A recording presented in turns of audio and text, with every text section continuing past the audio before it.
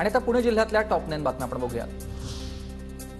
पुण्यातील व्हीआयपी व्यक्तींची पोलीस सुरक्षा काढण्याचे आदेश। शहरातील 110 पैकी 85 जणांची सुरक्षा काढली। अनावश्यक ठिकाणावरील पोलीस गार्ड देखील काढलेले आहेत। लोकसभा निवडणुकांच्या पार्श्वभूमीवर पुण्याच्या भोरमधील प्रशासकीय यंत्रणा सज्ज। 15 भरारी पथकं तैनात। 70 झोनल अधिकाऱ्यांची नेमणूक। आचारसंहिता लागू झाल्यानं पुणे जिल्ह्यातील जवळपास 32,000 फलक जिल्हा प्रशासनानं हटवलेले आहेत। आचारसंहितेच्या काळात पक्षाचं नाव चिन्ह असलेले बॅनर काढलेले आहेत। रस्ते खोदाईच्या कामात हयगत करणाऱ्या अधिकाऱ्यांवर कारवाई केली जाणार। कामं वेळेत आणि योग्य पद्धतीनं करण्याचे पुणे पालिकेचे आदेश। पुणे महानगरपालिकेत नव्यानं समाविष्ट झालेल्या 23 गावांना बांधकाम विकास आणि प्रोत्साहन नियमावली लागू। बेसिक एफएसआय मध्ये 10% वाढ होणार।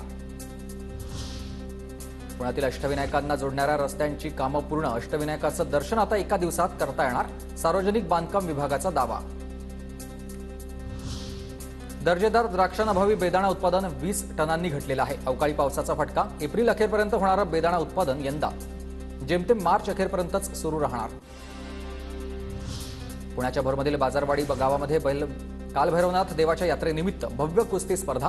पुण्याच्या विविध भागातील मल्लांचा सहभाग। आखाडा पाहण्यासाठी कुस्तीप्रेमींची देखील गर्दी।